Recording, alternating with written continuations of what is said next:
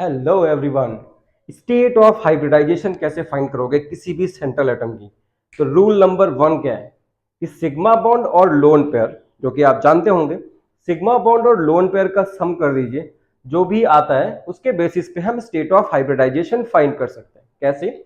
अगर sigma bond और lone pair दोनों का सम 2 आता है तो sp हाइब्रिडाइज्ड है, 3 है तो sp2 हाइब्रिडाइज्ड है, 4 है तो sp3 हाइब्रिडाइज्ड है, 5 आता है तो sp3d होगा, 6 आता है तो sp3d2 हाइब्रिडाइजेशन होगा, और 7 आता है तो spd3 हाइब्रिडाइजेशन मिलेगा आपको।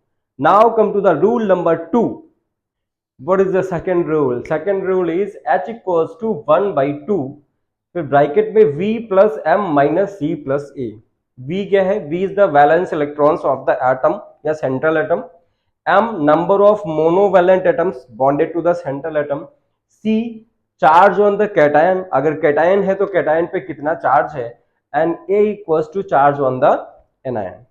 ठीक है, तो ये दो रूल्स हैं। इन दो रूल्स के बेसिस पे आप किसी भी मॉलिक्यूल का स्टेट ऑफ हाइब्रिडाइजेशन फाइंड कर सकते हैं। ठीक है, अब कुछ एग्जांपल्स लेते हैं। सपोज आपने लिया है PCl5, और PCl5 में मैं कह रहा हूं कि फास्फोरस के ऊपर स्टेट ऑफ हाइब्रिडाइजेशन क्या है उसको फाइंड करिए। तो फास्फोरस के वैलेंस इलेक्ट्रॉन्स कितने होते हैं? पहले फॉर्मूला लगा दीजिए 1/2। वैलेंस इलेक्ट्रॉन्स ऑफ फास्फोरस 15 होता है, कितना होगा? 2855 प्लस मोनोवेलेंट एटम्स कितने प्रेजेंट है? 5। ठीक है, फिर minus charge on the cation 0, charge on the anion ये भी क्या है? 0, क्योंकि ये न्यूट्रल मॉलिक्यूल है, इस पे कोई चार्ज प्रेजेंट नहीं है। तो कितना हो गया देखो, 1/2 इंटू 10, दैट इज कितना हो गया? 5। और 5 पे क्या आ जाएगा? sp3d, ये आपने अभी लिखा हुआ था।